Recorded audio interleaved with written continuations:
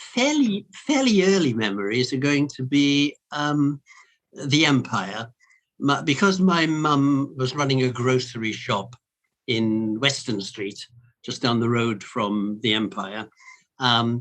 The people from the Empire, the casts from the Empire, would come to her shop to get their rations.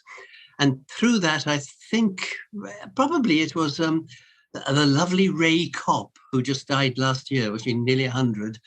Ray Kopp and a lady called Tess Pelosi had opened a dancing school in Nelson Street, almost directly across the road from the stage door. And my sister and I were probably shoved into the dancing school because it got us out of the way, let's say, from when school finished till time to shut the shop. So we ended up probably from very early on being involved in the Empire, going to see the pantomimes, dancing schools with Ray and Auntie Ray, and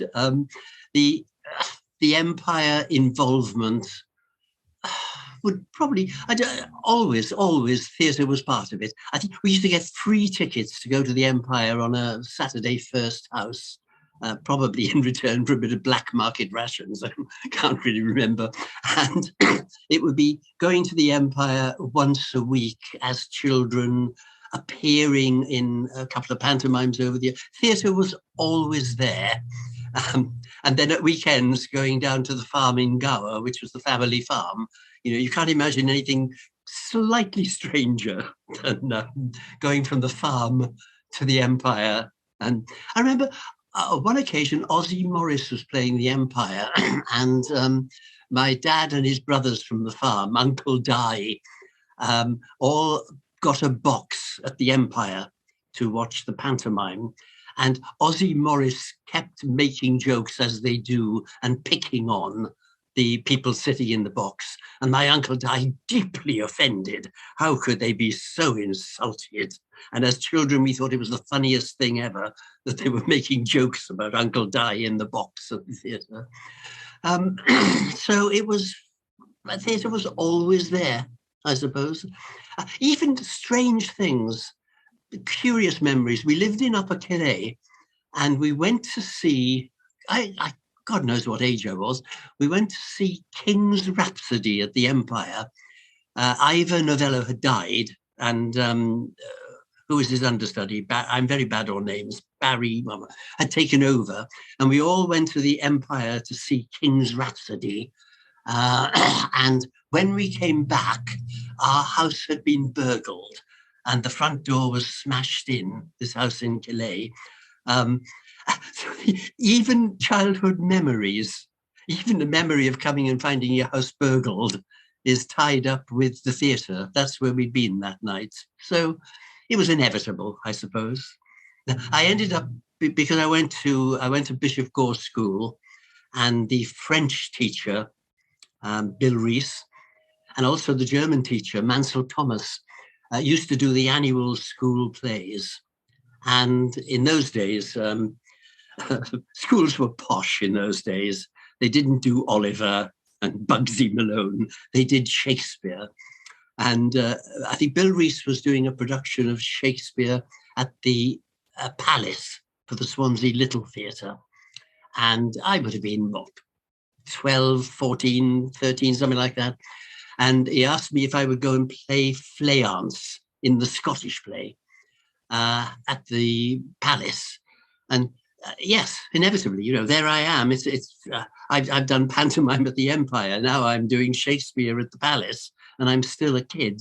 What I remember about that typical Swansea, the programme was printed, and there was a misprint, and the character of Banquo in the Scottish play had been printed in the programme as Bangers, like Bangers and Mash. Somebody had obviously misread the handwriting. And one of the jobs that I had to do as soon as I got to the theatre was join a crowd of people by pen, changing Bangers into Banquo on several hundred programmes to be handed out that night. Yes, that was my wild youth.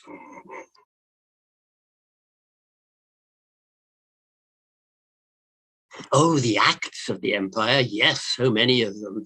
Laurel and Laurel, at that time, because food was still rationed, they would have to, all the artists at the Empire would have to come to my mother's shop, hand in their special coupons, and she'd got special extra rations that week for the people traveling, all the traveling companies playing at the Empire. And I remember she was quite put out that Laurel and Hardy stayed at the Mackworth in the High Road, in High Street. And the manager of the Mackworth came to the shop with Laurel and Hardy's special ration allowance, not Laurel and Hardy themselves. And it was, oh, you know, Laurel and Hardy are too grand to come and collect their own food. Everybody else would come to the shop. And then when we went to see Laurel and Hardy, I think we went on the Saturday matinee, probably, as we came out, because I was a kid known and they were known, we were actually met them, or at least we saw them. They walked past us and said hello as they went into their dressing room. As a kid, it wasn't as impressive as it would be meeting them as a grown-up. You know, they were just two funny men that had been on the stage. I don't think I'd seen too many of their films. There was no telly, there was whatever. So they were just two funny men. When Arthur Lucan was there as Old Mother Riley, I was a child, and apparently insisted that it was my grandmother on the stage. And as a child, I'm jumping up and down and saying, that's Granny, what's Granny doing there? And being told to shut up and held in place. Yes, an interesting childhood.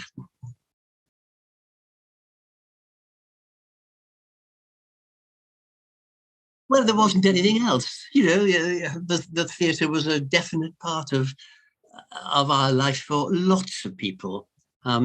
The cinemas, yes, of course, the cinemas were really big, but the slightly posh end, or the slightly different from the films, not as glamorous. Films were glamorous. You know, going to the cinema was a really glamorous thing. I mean, going to the Plaza was quite something, where you'd go into practically the biggest building you'd ever been into in Swansea, up a huge staircase and whatever. The Empire had a rather small foyer when you'd go in. It was wonderful inside. The palace, of course, was even smaller, a really poky little foyer to go in. There was nothing. The grandness was always in the auditorium, I suppose.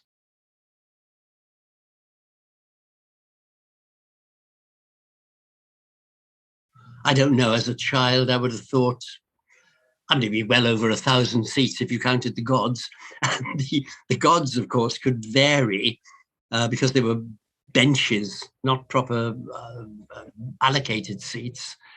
Even at the Grand, in the days when we could open the gods at the Grand, you had no idea how many you could really get in there. I think the Grand's capacity, when I first started working there, was given as 1132. 1132. And there were only about, I think, 860, 870 seats in the stalls in the circle. So God knows how the crowding would go on upstairs in the gods. In those days, you could fill the gods. Later on, you know, no.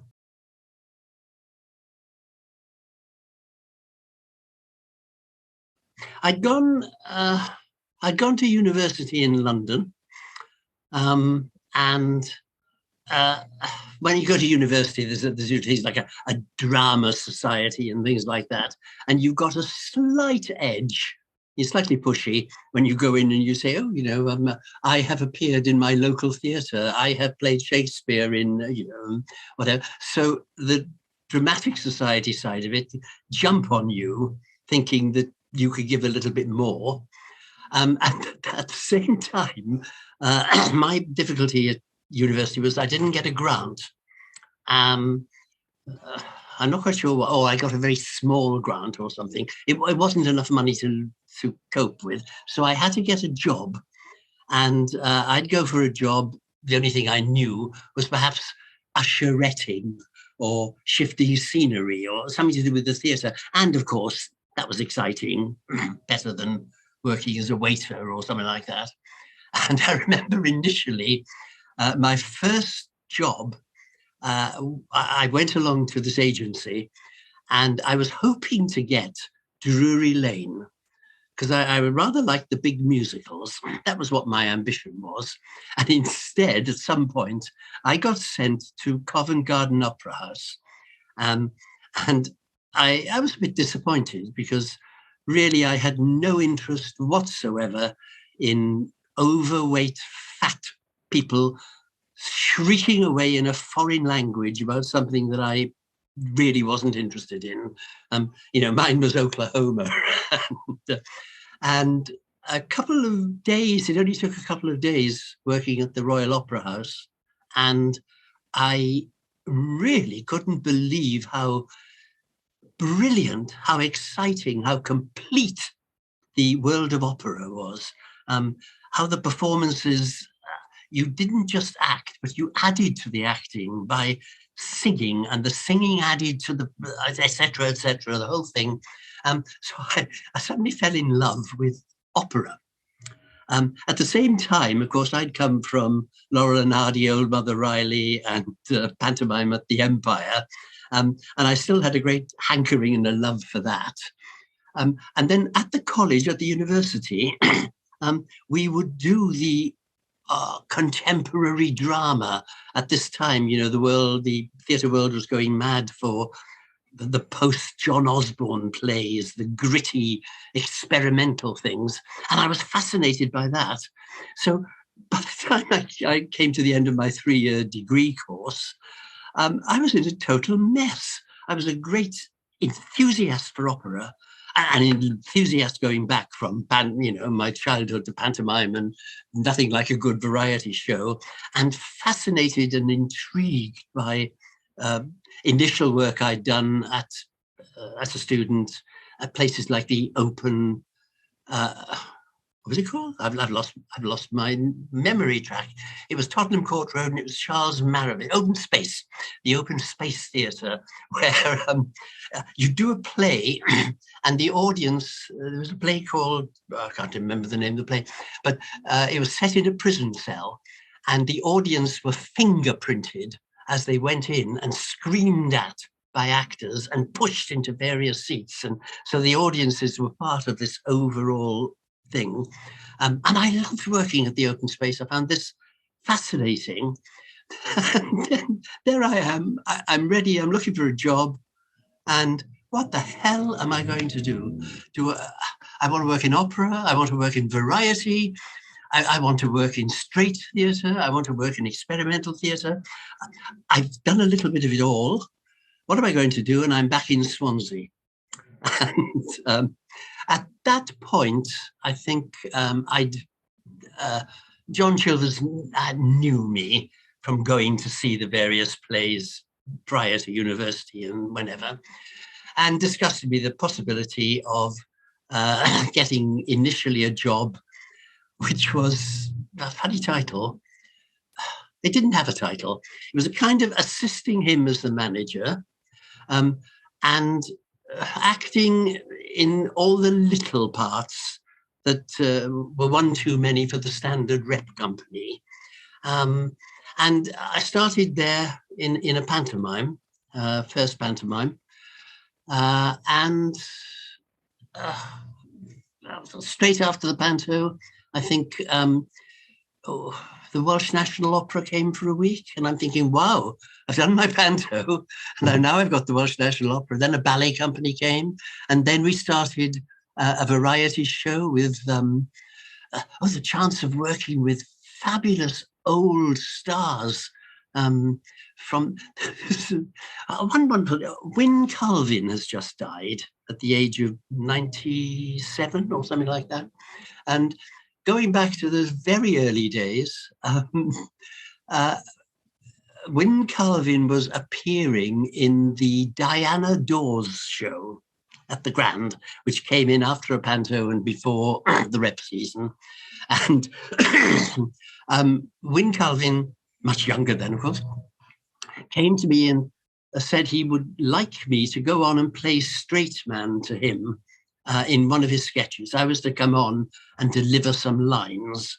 And he gave me a script. And I was in a position where I couldn't actually say no.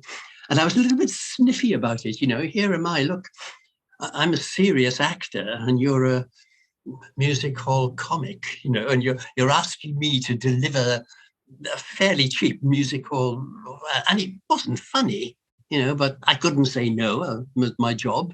So I went on first night in the Diana Dawes show and I delivered this line. And woof, the audience exploded with a laugh. And I'm thinking, I don't understand it. And I suddenly realized these old-time artists, old-time music hall comics knew their business completely. You know, it was, who was I to argue about it? It was incredible. And I think, well, my goodness, I've got this temporary job at the Grand. I've done panto, I've done opera, I've done the ballet, I've done the music hall, and now we're into a Rep season. And John had one or two exciting plays in his Rep season. Yes, I've found the sort of thing I want to do. I want to do it all. And it's theatres like the Grand where you can do it all. And that was the excitement. The only trouble was, of course, the Grand at that time was seedy as a building. It was falling apart. No money had been spent on it for years. From the management point of view, occasionally you would have to mark on the booking plan certain seats you couldn't sell. T31 in the back row couldn't be sold because the springs came through and would rip the clothing. And there were other seats that couldn't be sold. Not a problem because the house was not doing that great business, but it was that sort of run-down thing. And there was a lavatory up in the gods that couldn't be used because it completely was blocked and didn't have any water supply to it, and you just put a padlock on the door to keep people out. And although I shouldn't tell this story, it's a very sad story. The public didn't need to know. But before we opened the house each night, we used to be engaged in what was called the rat patrol. And we would stamp and shout before you opened the house up and down all the aisles, downstairs and upstairs, going bang, bang, bang, bang, bang, noise, noise, noise, noise, noise, just to make sure that any rats that might be wandering around would get out of the way. And there's days when you had to have special sprays because you put your rat poison down, and a decaying rat is a pretty awful smell, and you'd have to spray and try and explain to the public that it was the drains you were having a problem with or something. It was sad, and the Willises were letting it run down, and I'd been there a couple of years, and it basically was threatened. It was going to close. The closure was up. The last booking was going to be after the panto. It was a Wayne Fontana pantomime, I think. Poor Wayne Fontana. Oh God, more stories. It was a Wayne Fontana panto to be followed by Swansea Amateur Operatics doing their annual show, and that was it. The theatre would close, and I think Rex Willis, who was running it on behalf of his father, the intention was to knock it down. They couldn't initially get permission to knock it down, so they applied for it to turn into a bingo hall, and clearly that was the pattern. And with this coming up, I had a chat with John Chilvers, who said, right, that's basically it. Find yourself another job.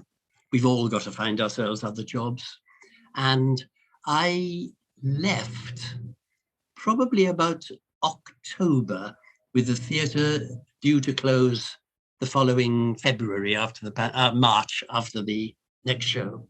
And in the meantime, while I was working on other shows in London and around, we were still campaigning hard to get the Grand saved. And incredibly, for all those people who knock it, there was a really enthusiastic and intelligent and supportive council in Swansea at that time.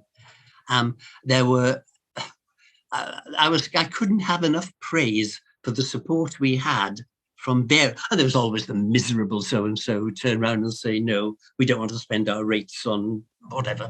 But generally, there was great support. And it was pressure put on the Willises to sell. They didn't want to sell because ultimately they thought their site was worth an awful lot more as a block of flats or, you know, whatever than a theatre. And the idea was they would lease it. And they leased it to the council for 10 years. The council had a 10-year lease. I can't remember the exact figures, but it was something like a rent. The council would pay him a rent of £5,000 a year for the first 7 years, I think it was, and then 8,000 or something like that for the next 3. That's how long ago it was. And you know, like 5,000 could rent you a theatre for the year. And the council spent £30,000, which was a lot of money, on a renovation. And we were so thrilled. That building that we loved, that building that, you know, we were so passionate about, was actually having a facelift. T27, whatever it was, would have its new seat. There'd be no springs. They dug up all the floorboards, removed God knows how many rats' carcasses from it, completely renovated the place. And it was, well, September 69, I think it was it? You're the expert, you should tell us. I think it was, my memory doesn't work that far. September 69, it reopened as a civic theatre. And it was beautiful. It was clean, it was bright, the auditorium was lovely.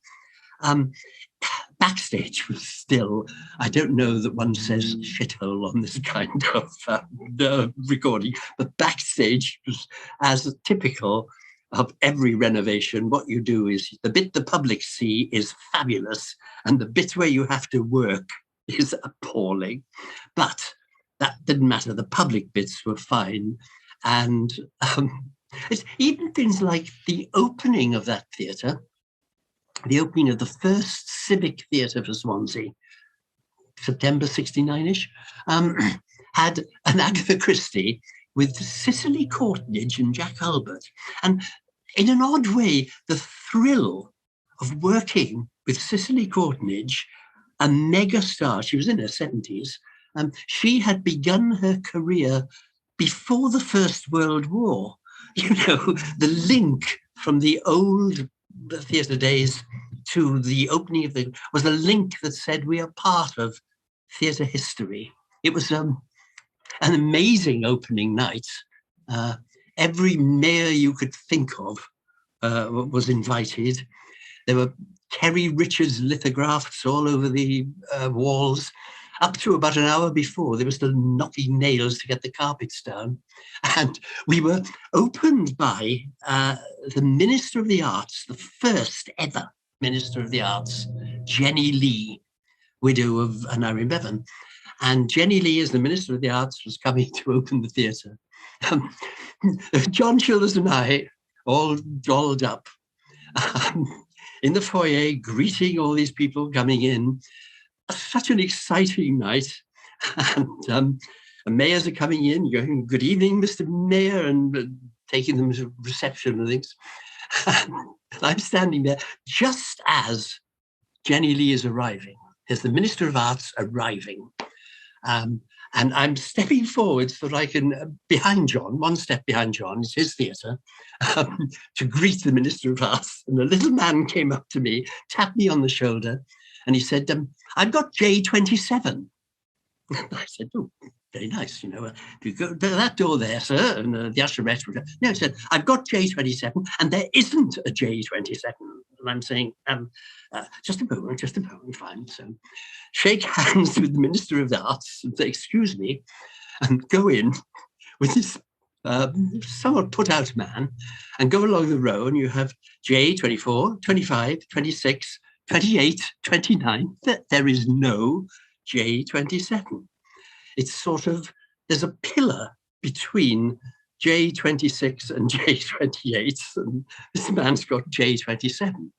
I have to get him a plastic chair and wedge it in by the side and give him his money back.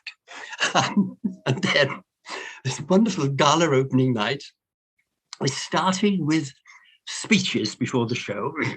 And Jenny Lee makes a speech. There's a table there with a green chenille cloth on it, which we've got from props dangling down, so you can't see their legs. And Jenny Lee makes a fairly heavy political speech. And then the mayor gets up and makes a speech. By now, the audience are waiting for the show to start. You know, there's enough speeches. And he is going on a bit. He is going on a little bit longer than he should. I have been put right down the front to one side by run-out steps in case, I'm like a bodyguard, in case anybody tries to run up on the stage, or I'm a bouncer. And from where I am, I can see under the table, and the first couple of rows should be able to see, because the chenille cloth doesn't quite come down low enough. And I can see Jenny Lee kick her shoes off in the long speech, and then she rubs her legs together in the thing, and obviously she's getting quite bored. And anyway, at some point, the lady mayoress, she must give a jolt, a poke to the mayor to sort of say, look, you're going on long enough. And he abruptly comes to the end of the speech, and there's this big scrabble, and you see her frantically trying to find her shoes underneath the table. And according to one of the usherettes, I'd got up, of course, ready to it.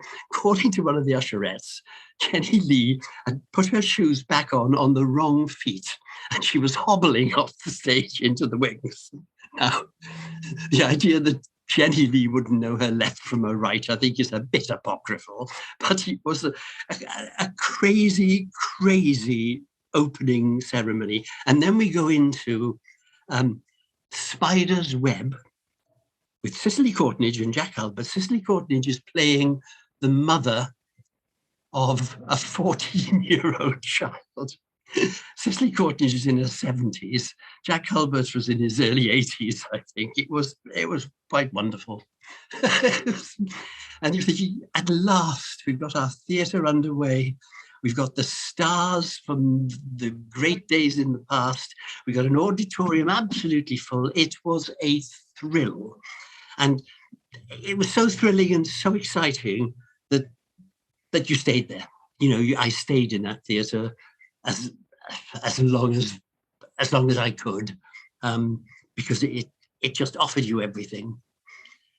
They were exciting days.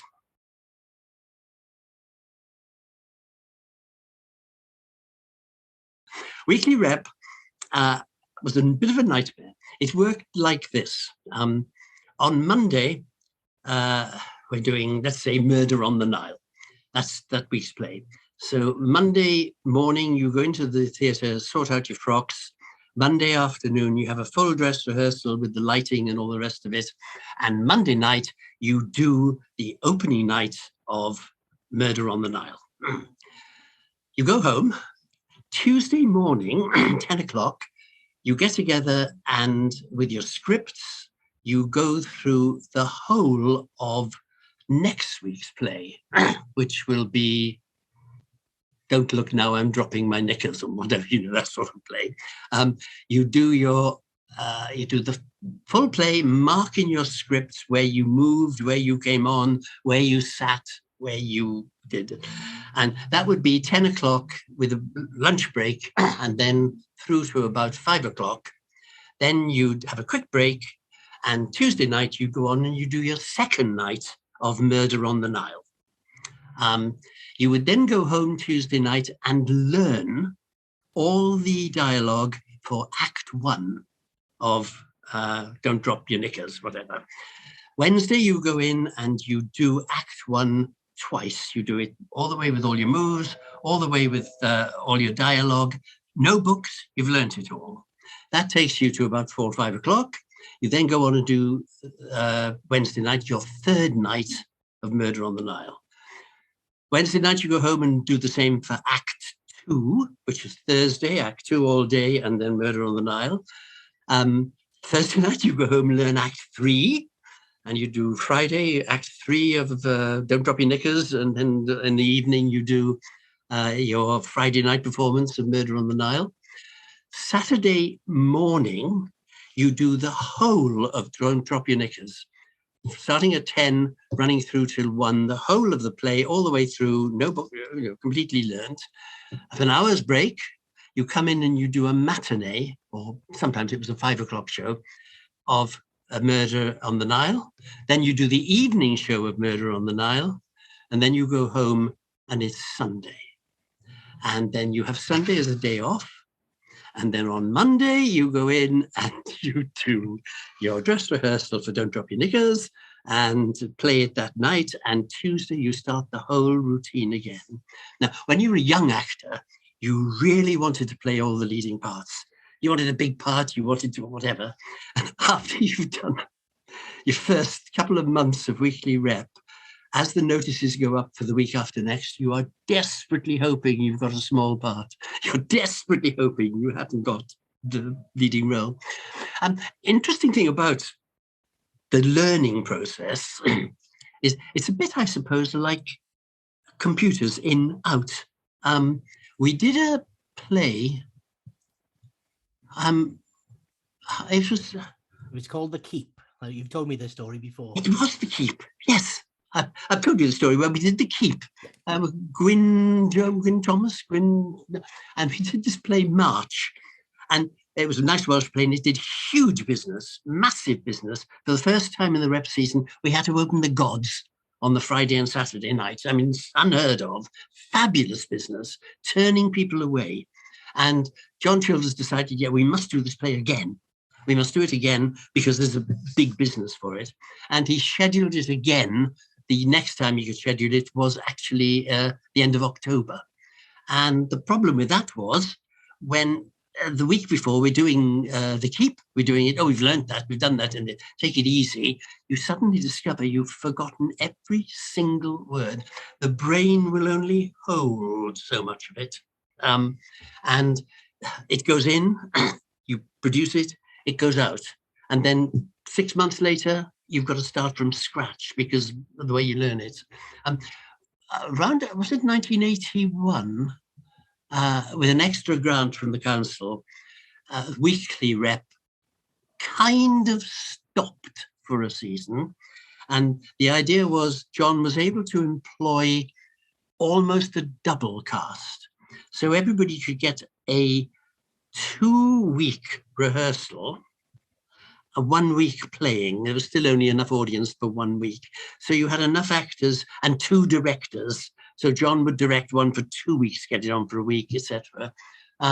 Sometimes there'd be a bit of overlapping of actors. And then the year after, we went to fortnightly rep, which was rehearse for 2 weeks, play for 2 weeks, standard rep thing by then. And unfortunately, Swansea didn't have an audience that would fill the theatre with the same play for 2 weeks. So gradually, that 40-week rep season, 20 plays by the end, 40 in the first beginning, tailed off. And it became, I think after I left, it became an 8-week season in either side of the August bank holiday or something. Yes, rep days. But in between, you'd still have those big variety shows. You still have the opera companies coming in. We did amazing things. Dorothy Squires came to do a week. And in the audience for the Dorothy Squires show one night was Ruby Murray. And at the end of the show, we had a little dressing room thing. Can you imagine the contrast of Dorothy Squires and Ruby Murray at that time? People would pop. That lovely story with the opera. Rachel Roberts' mother still lived in Swansea, and Rachel was visiting her mother, Welsh National Opera, playing Nabucco, and Rachel came to see it, and she was hugely impressed by the audience singing the Welsh National Anthem, Mae Hi'n Gwlad Fy Nadau, you know, the entire audience with an orchestra, whatever. So 2 days later, when it was repeated, she insisted on Rex Harrison, her husband, who she dragged down to Swansea to meet her mother, I suppose, coming to hear what it sounded like to have a Swansea audience, a Welsh audience, singing the Welsh National Anthem with a full orchestra in the theatre. It was a really sort of spine-tingling kind of thing. Rex Harrison was bored completely, didn't think he was anything special, wouldn't stay to see the opera. A real cold fish. But Swansea was still getting names like that, calling in, people dropping in, you know, even the opera seasons. There were some incredible names that became later huge stars, like Dame Josephine Barstow in a walk-on role as Frasquita in Carmen, Sir Thomas Allen giving a Papageno, and at the beginning of their careers, it was exciting. Things were happening. It was a theatre that had not just life for its audience, but actually was feeding into, like so many of our local theatres, feeding into the national picture. Yes, they were lovely times.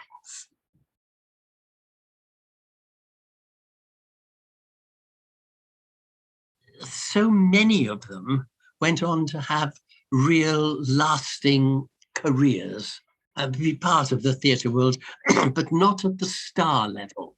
You know, like from when you think out of every theatre that's rep company that has what, in those days, 12 to 15 players, unusually, one of them would become a star name over the years to come. The other 10 or 11 would be working. They'd actually get a decent career, they'd earn a decent living, and they were kind of, you know, they were established. Rather interestingly, we did a Streetcar Named Desire, and the Stanley was played by a young actor called Stephen Mallatrat. Stephen Mallatrat did a lot of acting work, but never became a star name unless you actually look at writers and you find out that Woman in Black is by Stephen Mallatrat. It's been running at the Fortune forever. Stephen, unfortunately, died rather early, but from, one would like to say, starting a career at Swansea, you end up being one of the longest running West End playwrights. You know, this kind of movement from the Swansea days. There were some really nice local names that went on to have great careers. So again, John was always keen on promoting Welsh artists and whatever.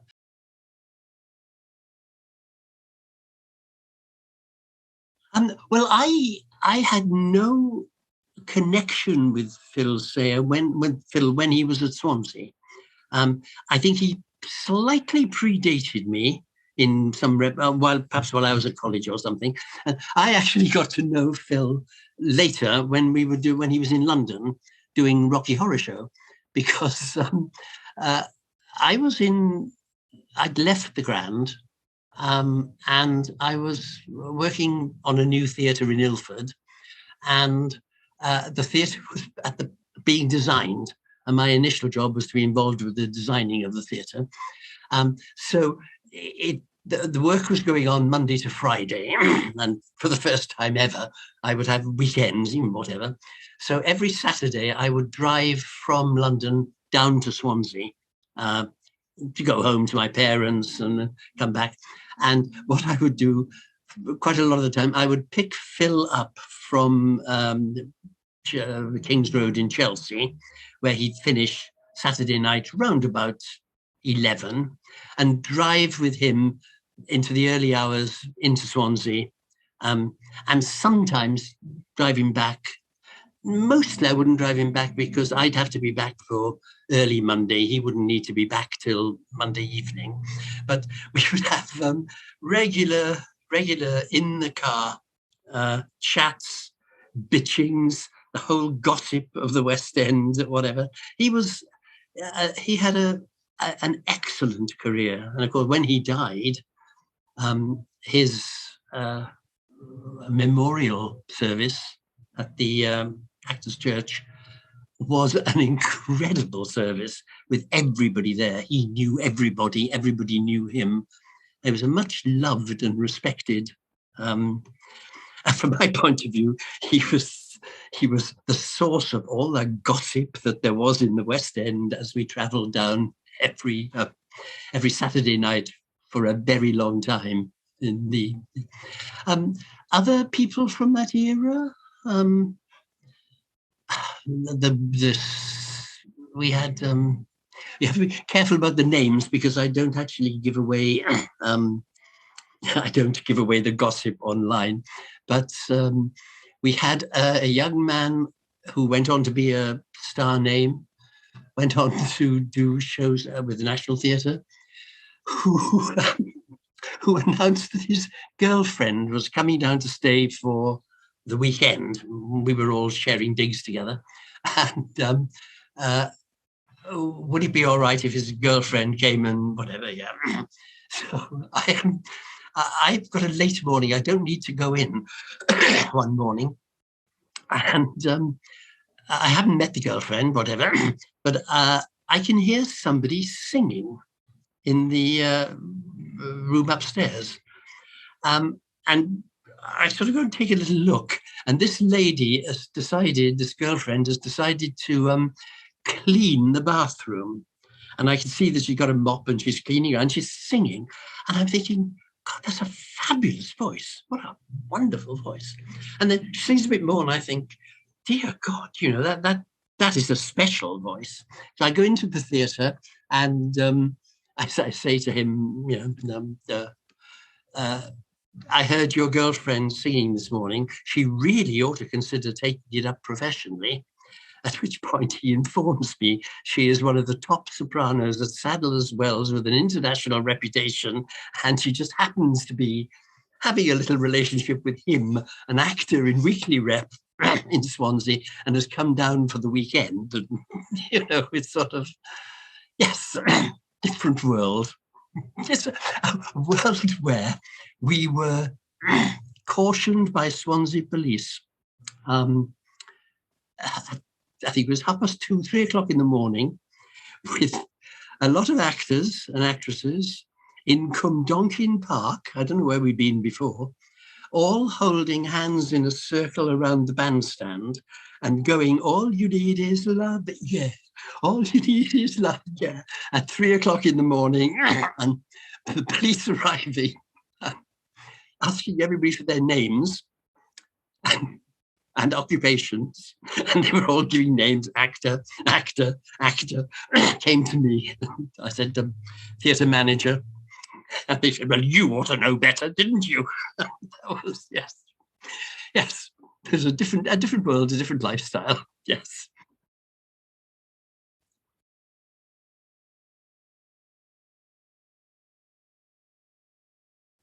The Ghost walks every Friday. Remember, I would have to go to the bank and collect the cash I would go Friday morning.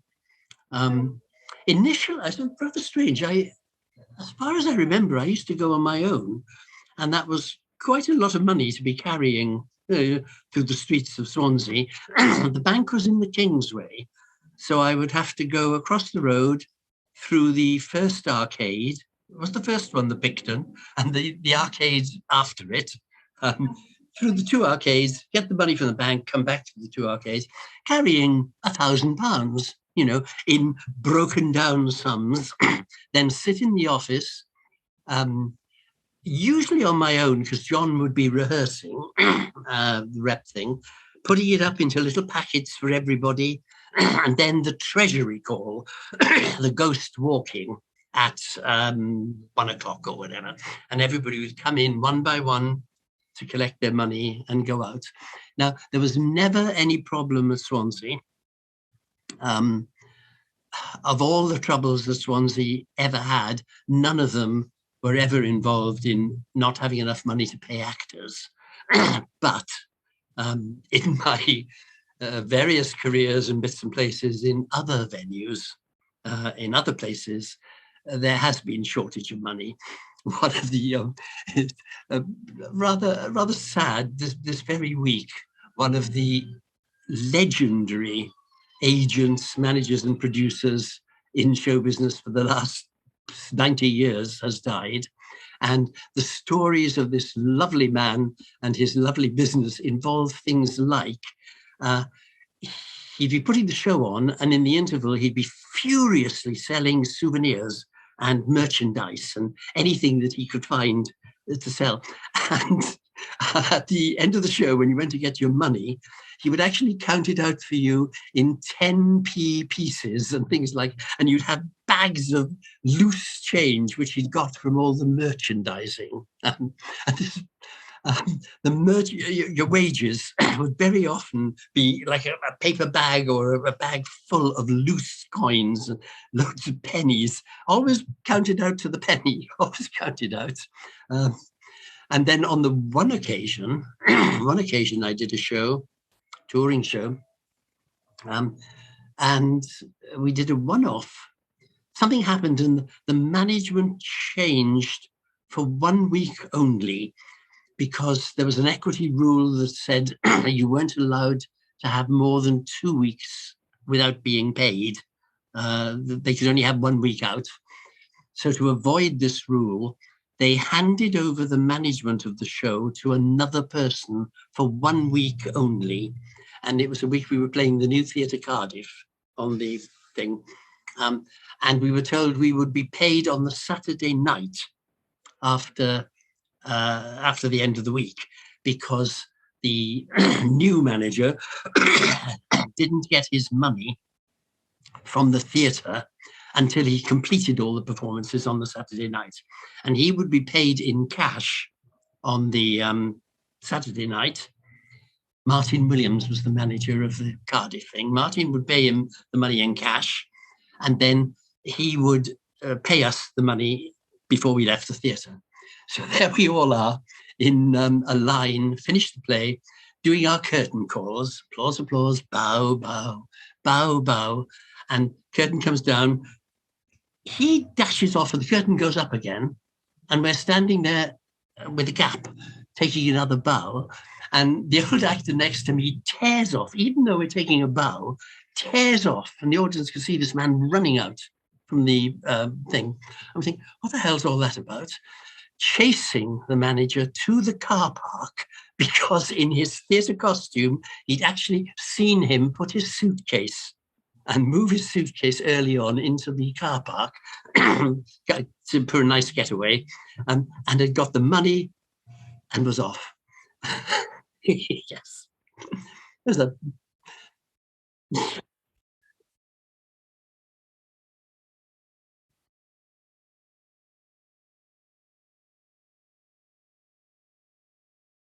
Funnily enough, Frida Jackson was a star name, and she was a star name for No Room at the Inn, I think the film was called, and Women of Twilight. They were West End shows, 1949, 1950, and she was the villain.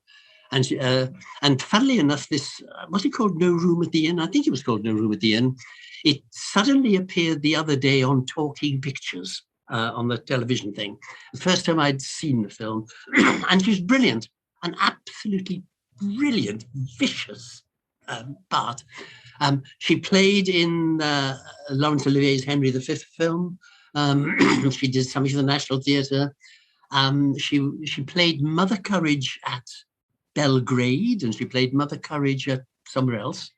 And we were doing Mother Courage, and John thought it would be wonderful if he could get Frida Jackson to do it. She was now an oldish lady, but still working. So Frida came to do it, and indeed, occasionally in the rehearsal, there was a magic there that you really, you don't get to experience very often. You do get to experience with great artists, and it was there. But it was there in flashes. There were other times when she was a bit lost and wandering around, and she's a really lovely person. And unfortunately, it has a score. It has a music score where she has to sing. And the music score is by a German avant-garde composer, I think, called Hans Eisler. I think it was Hans Eisler. And you look at the music, and it looks like somebody has just taken a load of ink and gone, ploop, thrown it at the score. And I was supposed to be playing this to accompany her. And I'm not a pianist. I'm looking at this. I can plonk out a tune, but Hans Eisler was a real worry. So I went and got lessons, help from Morgan Lloyd, who was Swansea's big musical composer. I mean, the Morgan Lloyd Symphony Orchestra was quite something.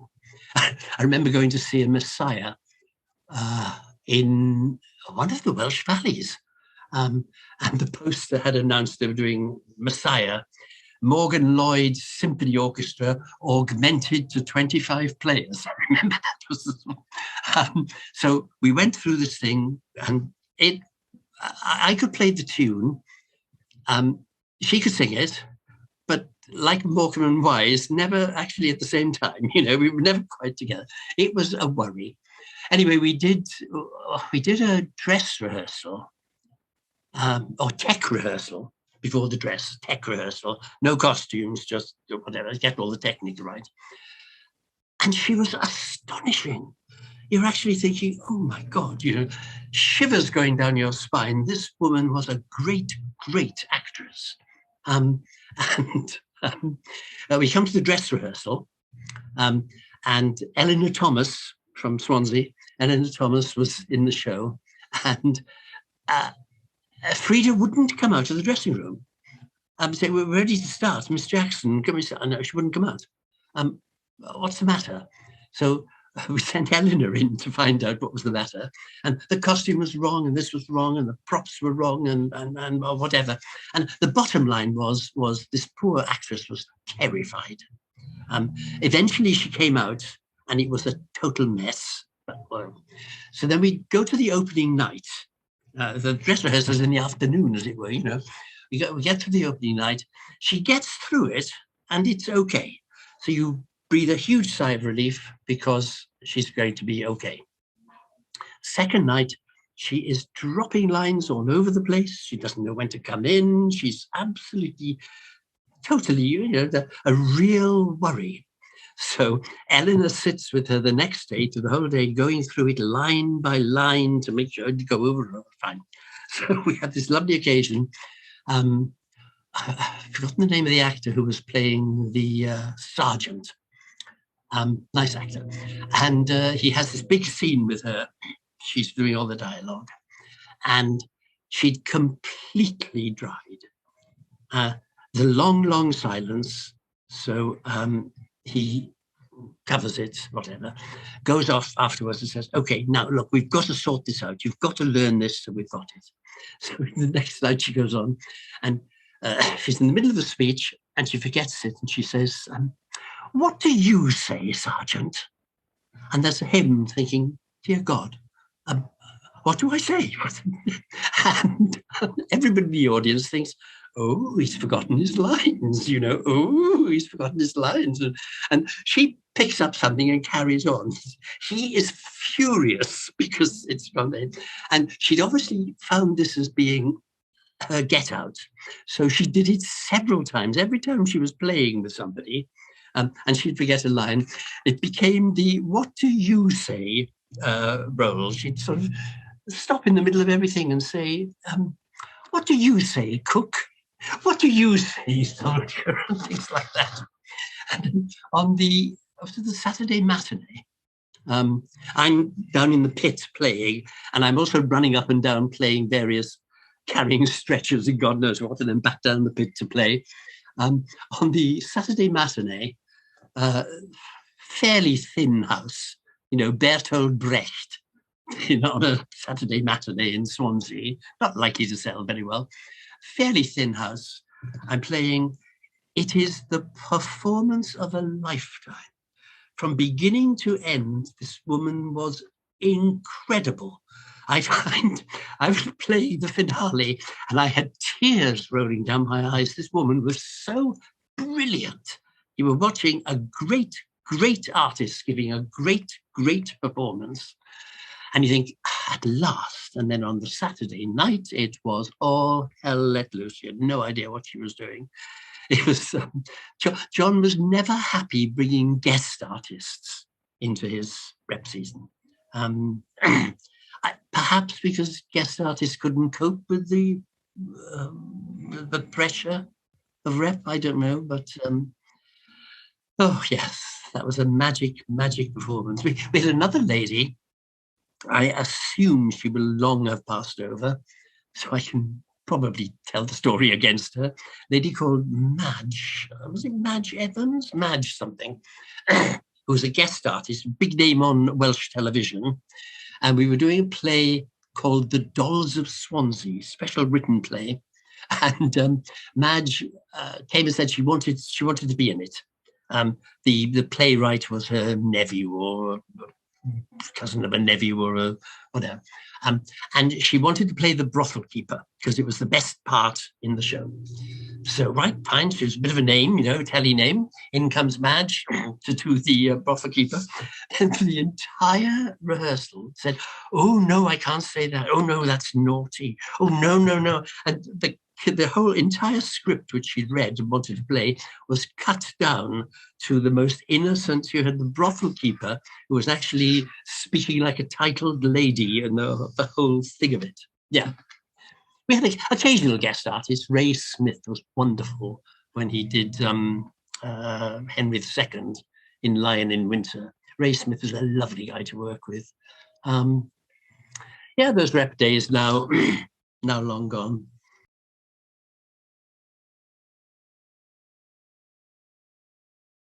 This is going to be a terrible story about entrance rounds.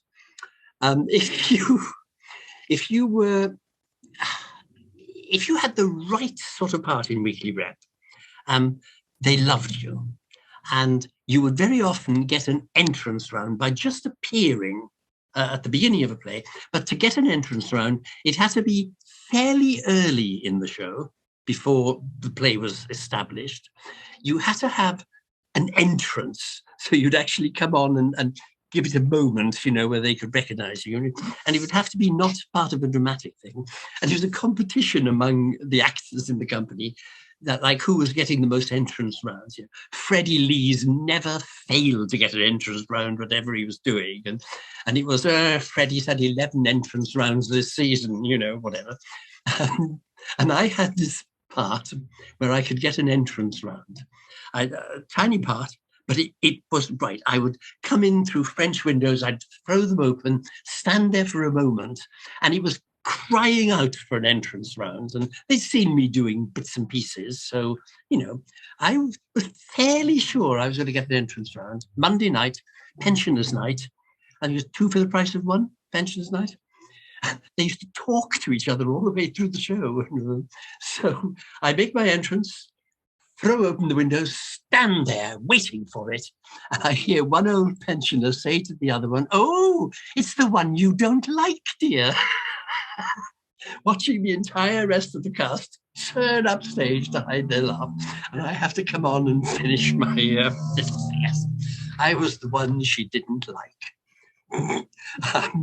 We had regular seats. When you take your booking plan for the start of each particularly Mondays, Tuesday. Monday was 2 for 1.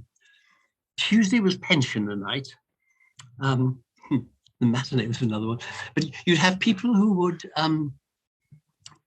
come regularly to the same seats My grandmother used to go every single play of the week and would fill in, or sit in the same seats every week, book them in advance, and your booking plan would mark off those two for the Jenkins, those two for the Joneses, those for those, she has those. And the booking plan would have lots of colours on it with all the seats marked in as special places. Regulars, they were the regular booking. The box office lady, Mrs. Westwood, Gladys Westwood. Gladys would mark them all off, and it was a matter of faith to make sure that these seats were booked for the right people, the regulars. They were our regulars. The Saturday matinee was a really strange one. I only ever experienced this at Swansea. Saturday matinee was 5 o'clock. And 5 o'clock, we'd get quite a number of people from the market, from Swansea Market. They'd have come up from Three Crosses, from Penclouth, from wherever. They'd sell their stuff. They'd usually manage to sell out or wrap up by about 4 o'clock, close it all up, and then come to the Grand, have a sit down in the warm, probably nod off, watch the play, which would finish about 7:15, and then go off home, whatever. Quite a little troop of people from Swansea Market. And they had developed a tradition with John Chilvers, I've never seen it anywhere else, where they would get free tickets from him by handing over goods. And then you'd have them standing at the front of the counter, and it was always John on a Saturday. He did the box office himself from 4:30 till 5 o'clock on a Saturday matinee. And you get, here's a lovely collie, Mr. Chivers. They always call him Mr. Chivers, not Mr. Chilvers. Lovely collie. Oh, it's a nice bit of meat. There's a nice bit of lamb here, and anything they hadn't sold, anything that was left over from the market, they would hand over. And he'd say, oh, thank you very much. Oh, lovely. And give them free tickets. And that went on for quite a number of people would get in on a Saturday for see the show. I think we should bring that back. Well, it might have to come back the way things are going. It might have to come back. I love the fact that it was always Mr. Chivers. They never got his name right, but they knew that a collie and a couple of parsnips and a bag of swede would do the job. And what sort of numbers would you be getting through the doors throughout the week? I mean, overall throughout the week. If we went under 150 to 200 Wednesday, Thursday, Friday, we'd be concerned. So the Wednesday, Thursday, Friday were 200 to 300. Monday was always a sort of 500 to 600, two for the price of one. Tuesday pensioner night would usually be about 450. And Saturday night was the big night. Saturday night was always, like 750, occasionally 800, and very rarely, like The Importance of Being Earnest and the Keep, we'd go into the 820, whatever it was, downstairs and open the gods. Now I would be surprised. And the same with my theatre now. Going back 20 years, we were selling out. Going back 5 years, if we had a 40% house, we consider ourselves lucky. I mean, this latest lockdown thing, when we were obliged to open with no more than 30% in the house to keep social distancing, we did a reopening show with 30% in the house, and that was actually as good an audience as we used to have before the pandemic, So, and I'm not sure that Netflix and all the rest of it will probably have killed theatre attendances even more, So when they sit down to make their plans as to what they can do,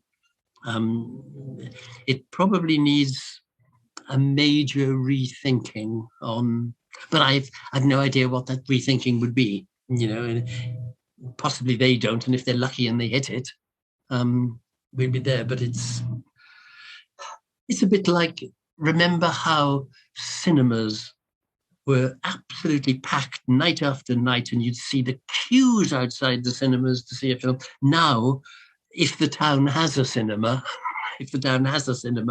it's somebody was telling me they went to see the new West Side Story film, which apparently is quite brilliant, and they were part of 4 people in an entire cinema watching the show.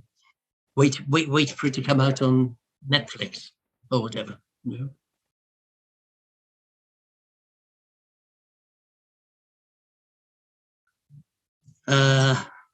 Right, well, I don't really remember very much about the Jess Conrad one, simply because I was involved only in pushing scenery and stagehand and dressing and things like that.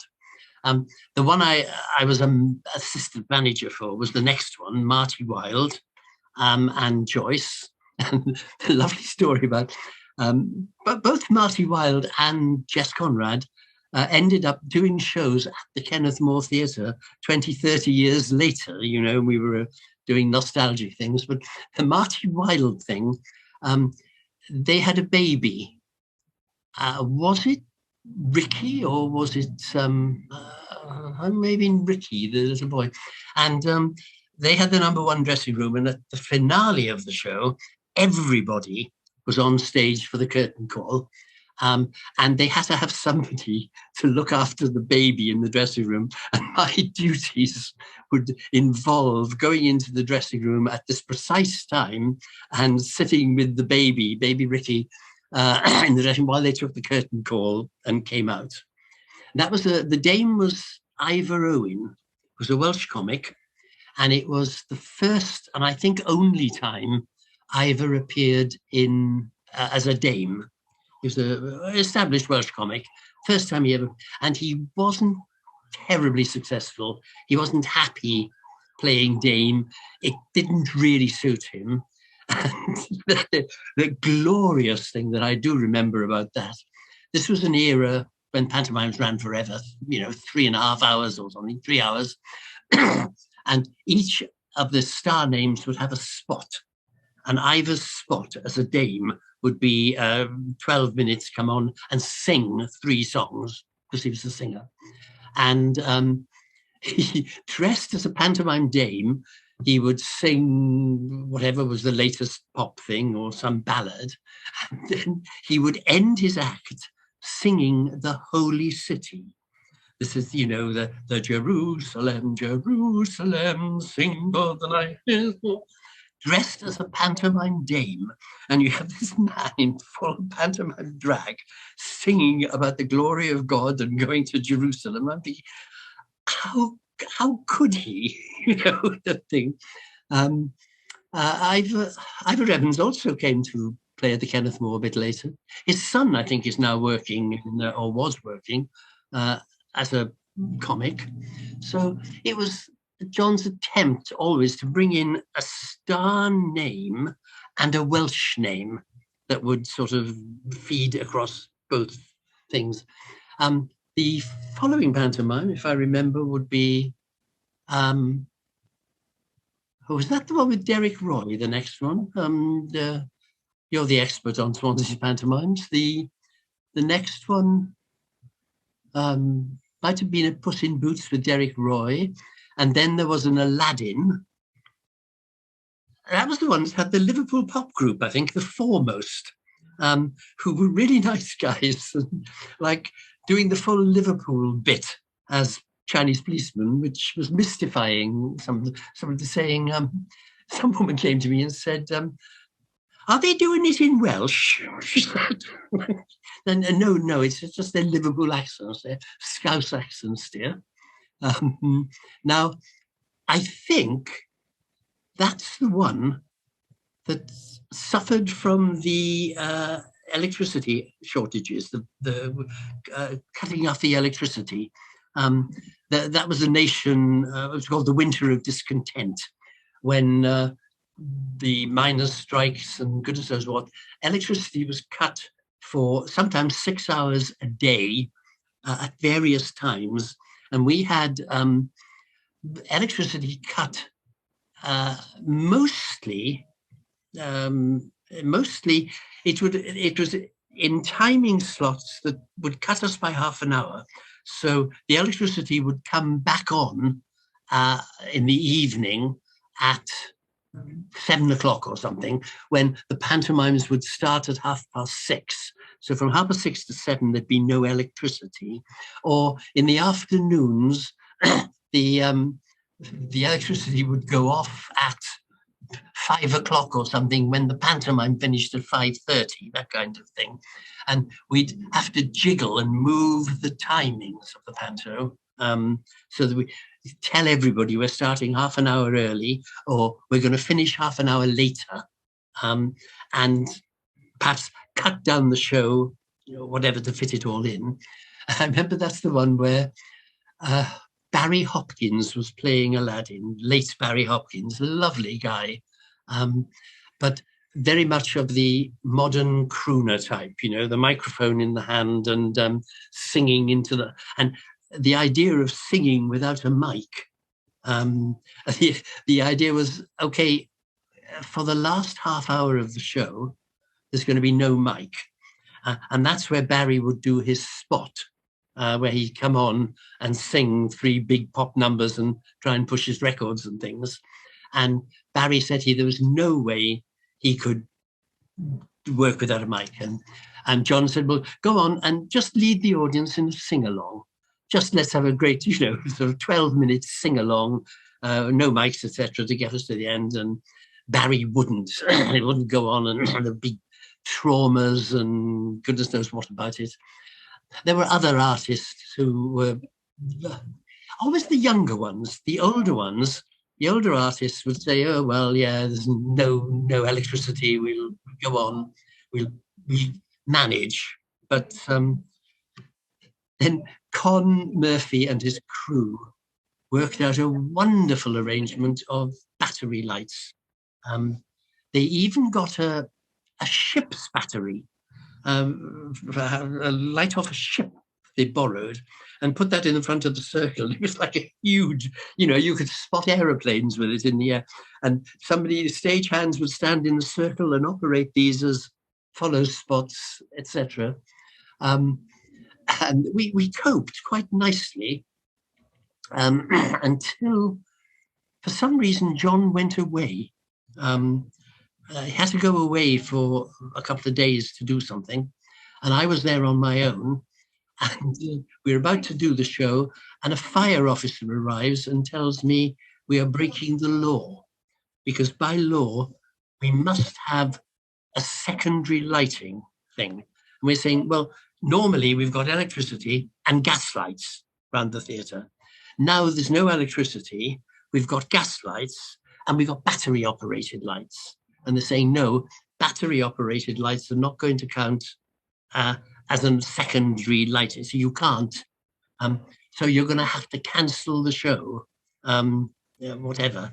And there's me thinking, dear God, I have to cancel the show with 800 people in it. No John.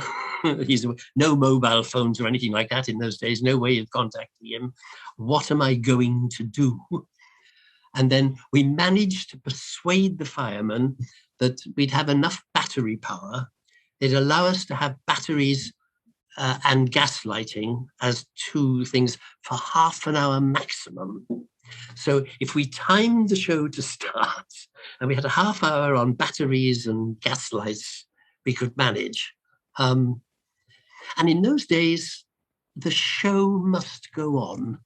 Come hell, high water, whatever you do, the idea of cancelling a show is just not on.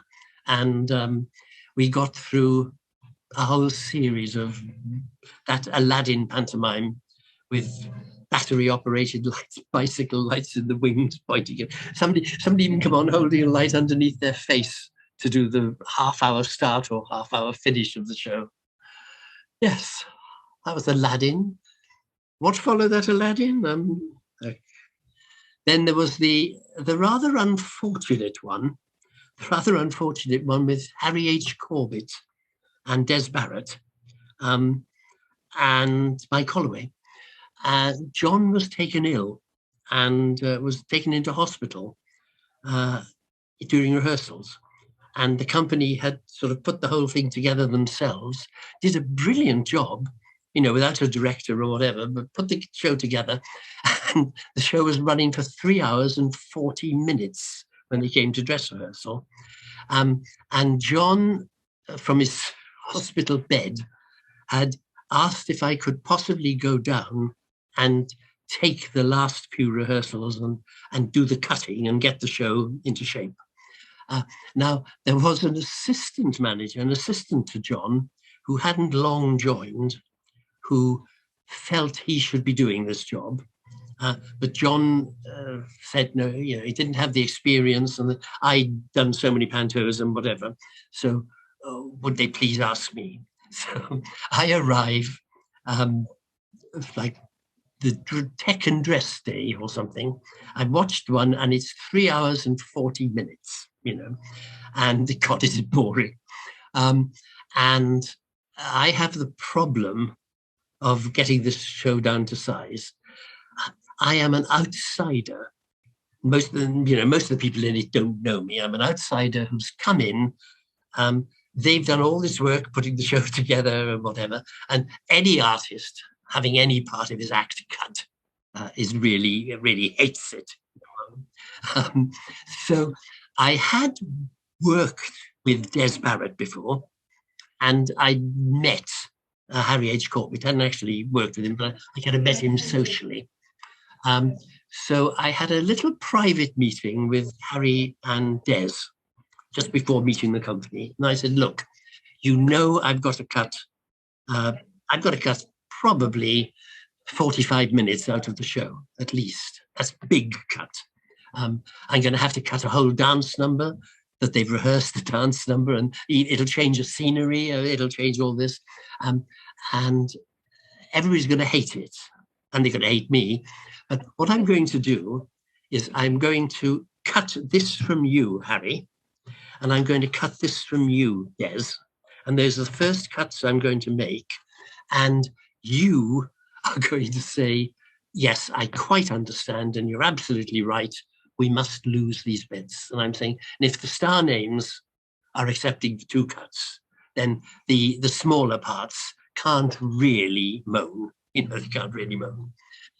So did that, did the cuts. I think Cherry Willoughby was really hurt and upset that I had to cut a complete dance number, but there's no way for it, a show running 3 hours 40. And we cut it down, the show opened, and it was lovely. They didn't like me much, but it was lovely.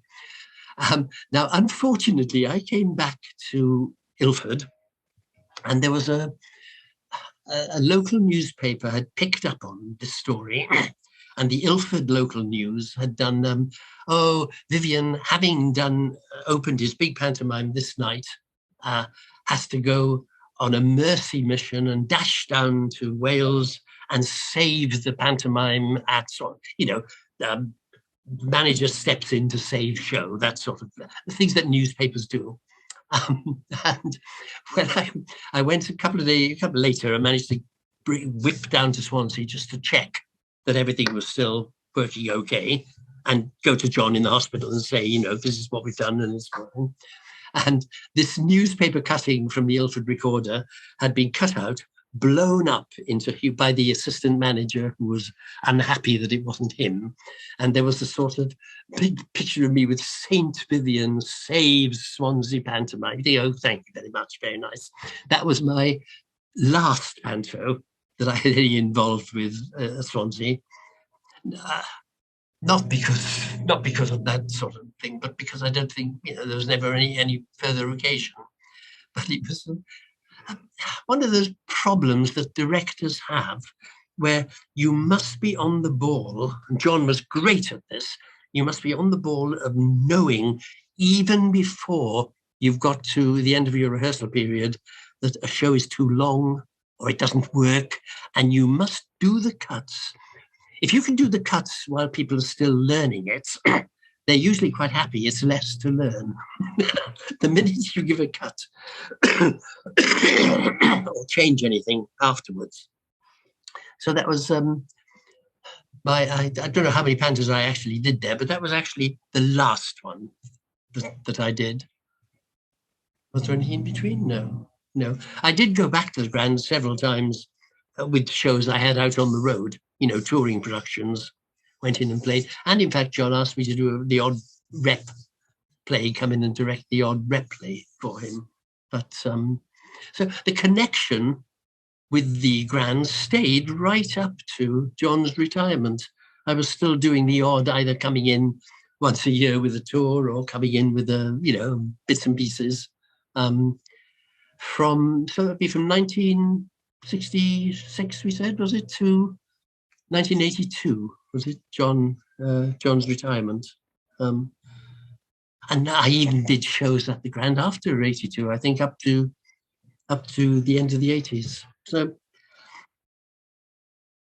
yeah, Rocky Horror went in there, and Hair went in there, and I think Godspell did too as well. They were shows that I had out on the road that were just part of that circuit.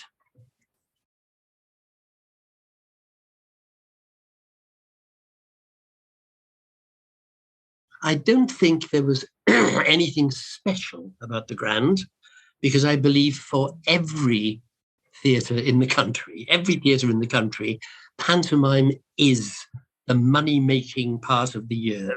Pantomime is vital for the finances, and pantomime is also vital for that second bit of bringing in new audiences. Like, if you're a decent parent, grandparent, you take your children to the Christmas panto. And if they've put on a decent panto, the children now associate forevermore the theatre as a place of magic, a place of fun, a place of happiness, whatever. And you're guaranteeing the support, not just the financial support for that particular season, make enough money to pay the wages for a few more weeks into the year, but also for the future of the theatre. Pantomime is absolutely vital to, and unfortunately, now this would be my brother's little line, this would be my brother's business. Unfortunately, pantomime, where the theatres have been subsidised and where the income from pantomime isn't quite as vital to the survival of the theatre, pantomimes have either become cheapened or changed beyond the appealing to the audience, to the children side of it. A magic pantomime appeals to the children and the adults. Michael Harrison, producer of the year, brilliant producer, well-deserving his producing of the year, and to be congratulated for getting pantomime back to the Palladium, hasn't actually taken pantomime back to the theatre. He's taken a new kind of show, brilliant show, hysterically funny. Julian Clary, one of the top amazing artists, and what a great night's entertainment you have going to, but it's not actually a pantomime. If you take your children, there's about 2/3 of it going over their heads.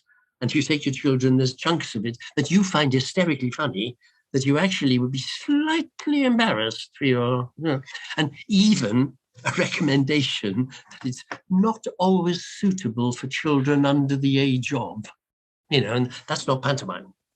But then fashions come, fashions go. Pantomime has never died. It's quite sick now and again, but it's never actually died. And It will survive because it is the great family occasion. It's a family celebration. It's what a family does to celebrate.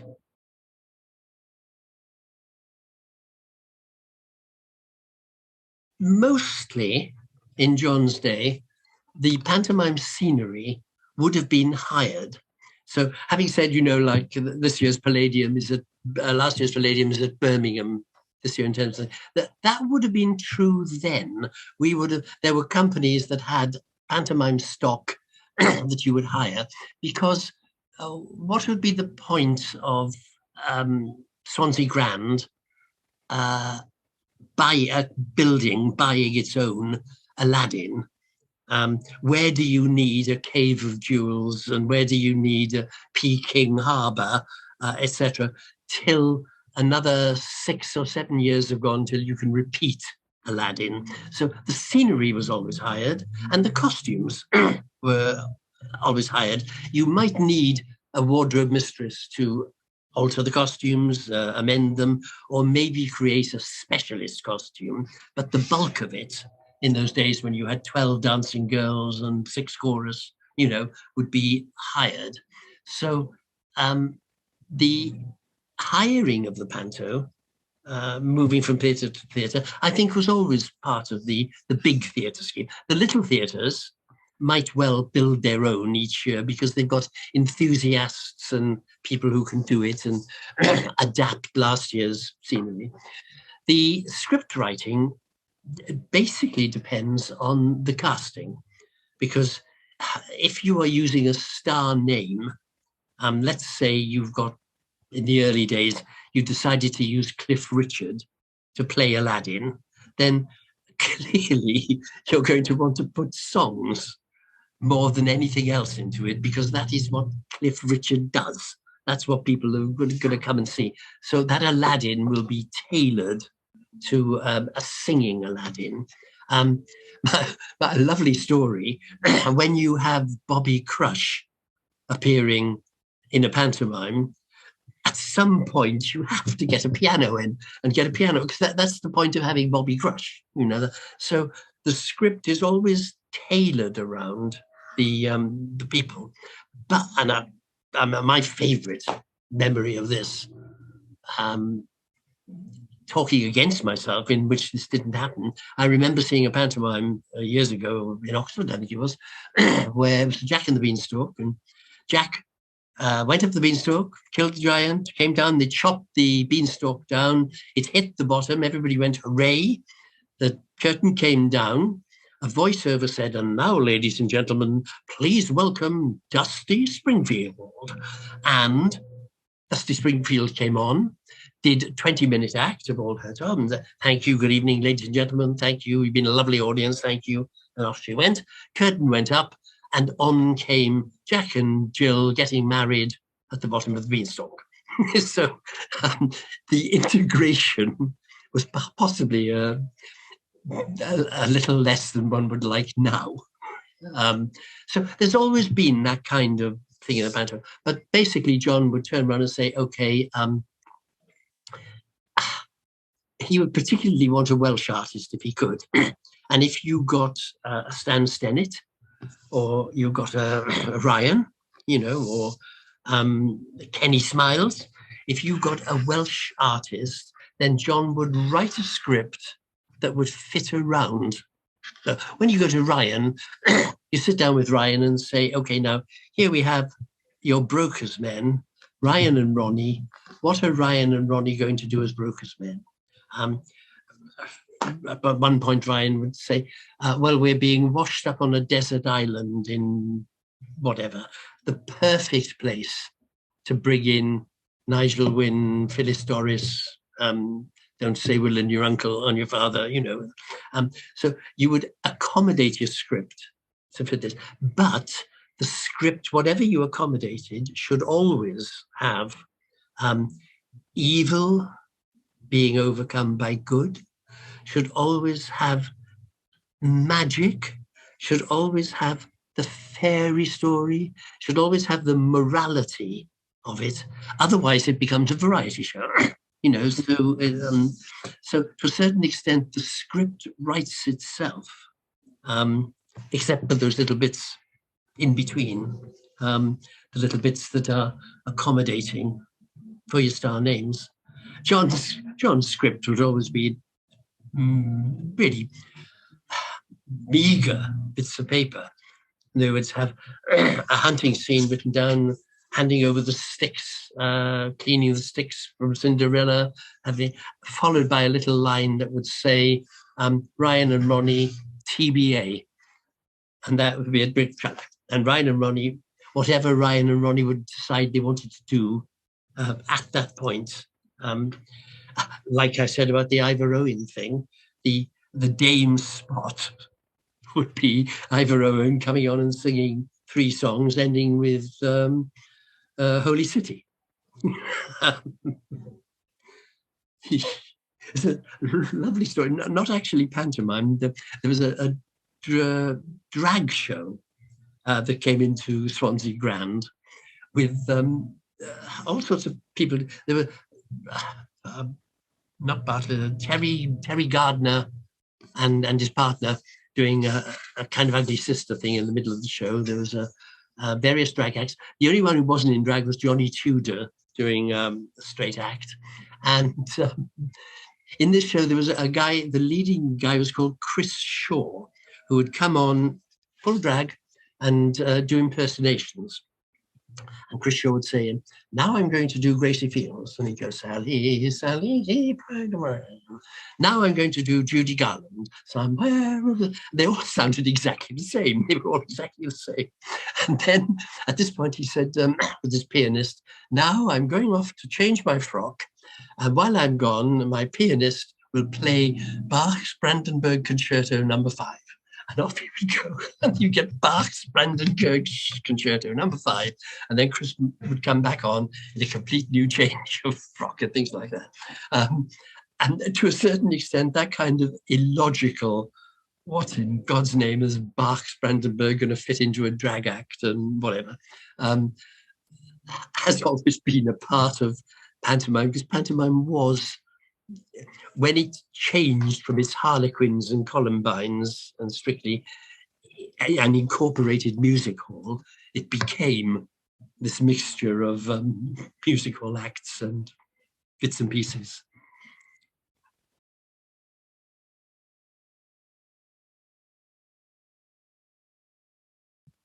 There was always the story from John Chilvers, said against John Chilvers, that if ever business dropped to a certain level, somebody would spot a ghost in the theatre that would enable you to get the Evening Post coverage or whatever.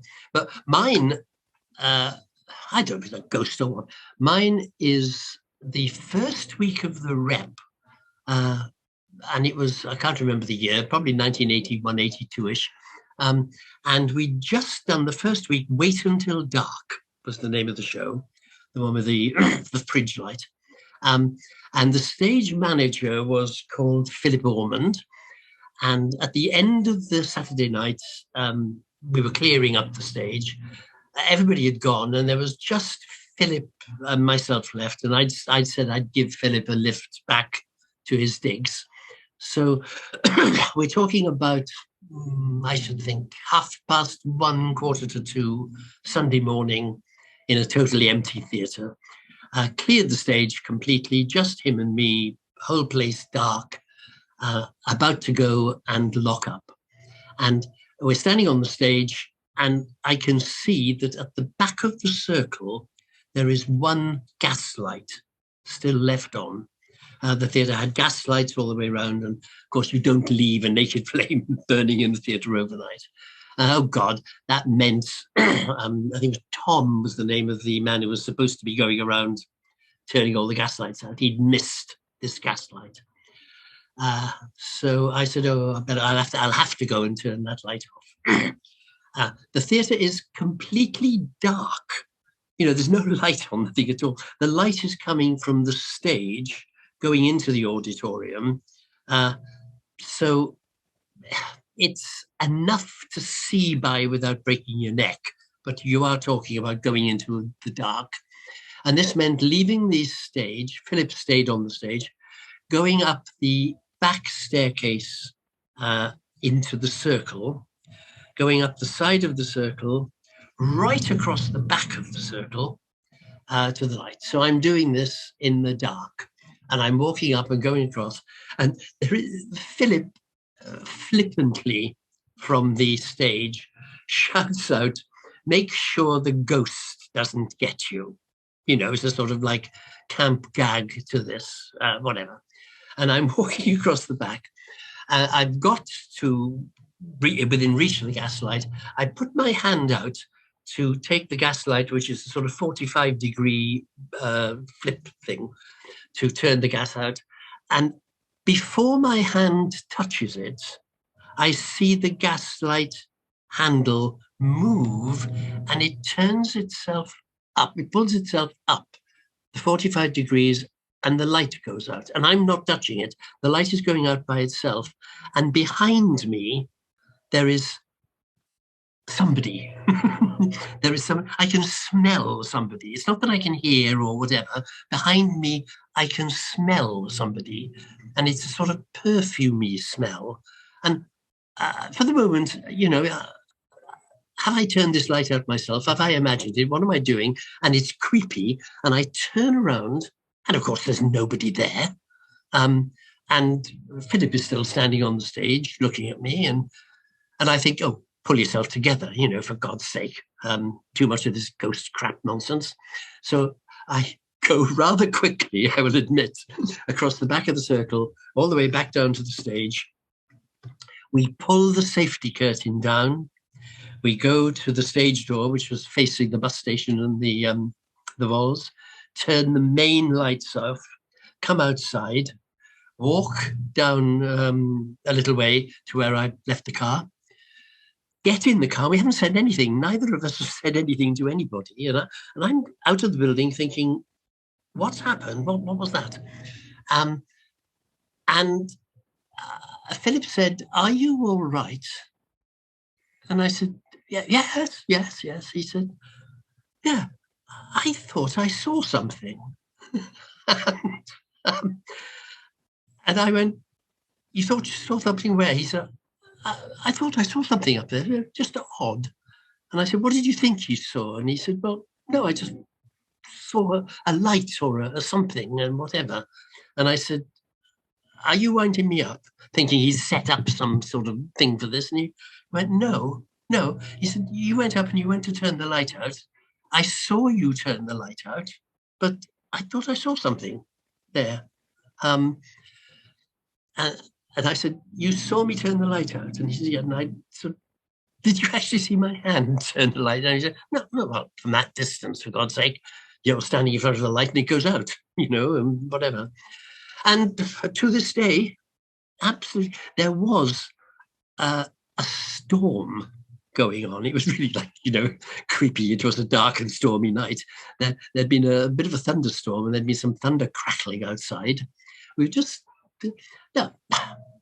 Now, once that had happened, you had this sort of thing where all the time, if any circumstances of an empty, dark theatre and whatever, you're standing on the stage and you're looking out, part of you is thinking, is there anything there?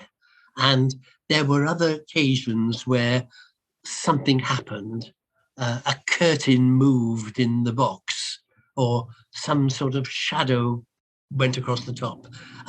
In your mind, if you're not careful, you're actually putting some reason behind this curtain moving and the shadow moving. And well, one of the classics was bloody great big ghost figure dancing up and down at the front of the circle, and we were all looking at it. Tall thing with a hat on.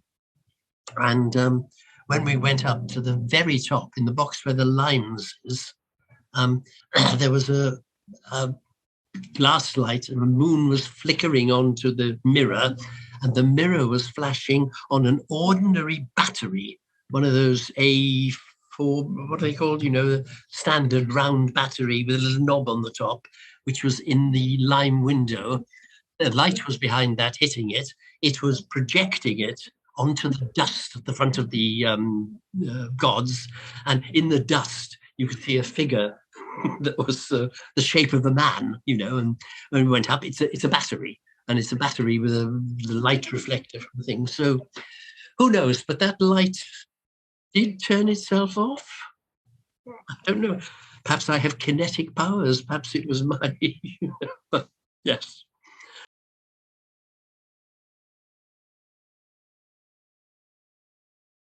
Yeah, we did a 75th, and we wrote a script for it.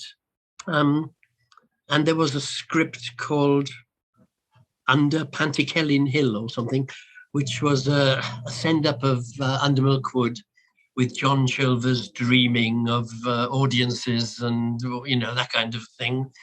And the famous letter that we got from the woman who was there at the Adelina Patti thing, although clearly from reading the reports of the time, the woman had exaggerated her story. She'd added quite a bit to the story that couldn't really have happened.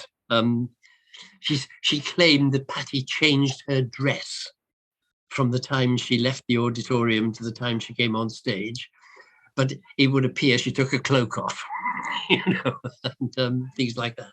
But it's much more elaborate a story to say that then she goes into the wings and does a complete change of frock before coming on, things like that.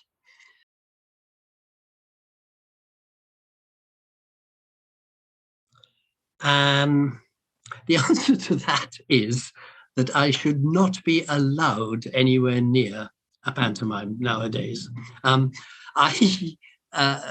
brother wrote a Cinderella for the Kenneth More Theatre this year, and they had a director who came in full of wonderful young ideas, and there was a particular scene in the ballroom where it started off with the dancers in crinolines, white powdered wigs, as you expect in an 18th century ballroom, etc., waiting for Cinderella to arrive.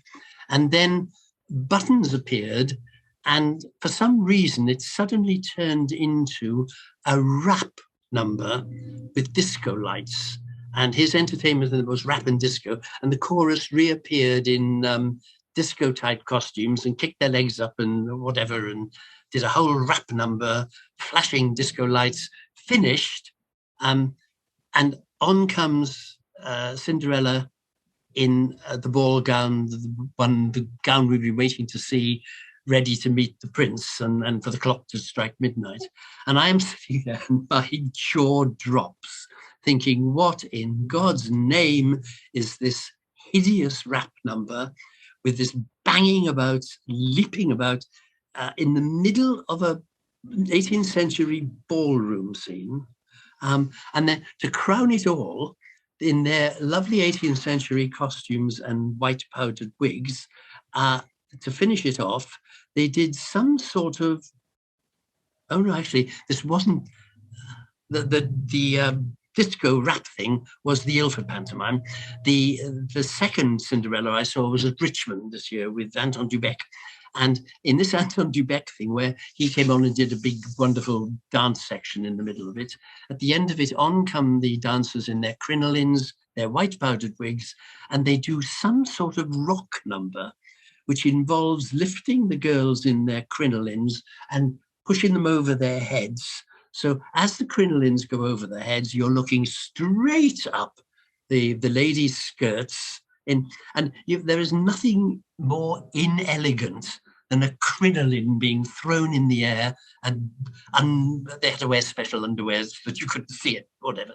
And you think, where is the magic of the ballroom? Where is the magic, the beauty of Cinderella's ballroom and whatever, when you've had to throw in rap, disco, and this hideous dance? And the rap number that kids adored, and they were jumping up and down in their seats, as were the parents. The audience watching it from the Anton Dubek fan club or whatever at Richmond absolutely loved it. And I am there thinking, well, there does come a point where the boring old fart syndrome takes over. And I'm afraid there comes a point where people like me, whose first pantomime was in 1951 or something like that, now in 2021, really it's time to sit back and leave it to the new generation. It shouldn't be.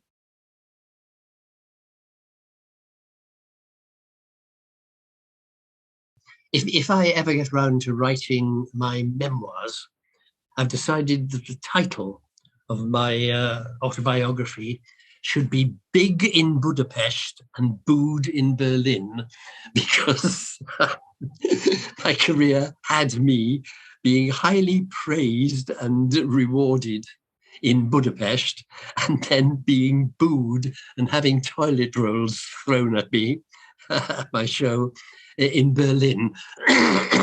And when you think about it, from the family farm was in Ilston, in Gower.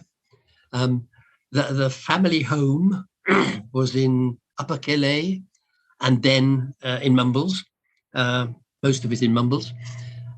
For a boy from Gower to end up in a major theatre in Berlin, having toilet rolls thrown at him and booed, is an interesting little journey in one's career.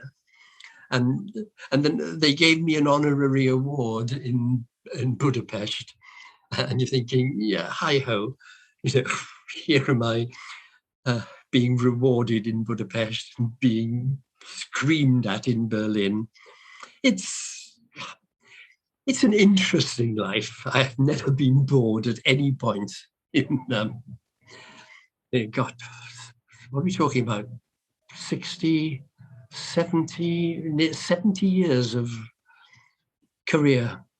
Yes, that would be, yeah. Now pushing 80, so it would be 70 years of man and boy. I should have got a decent job. I should have listened to him.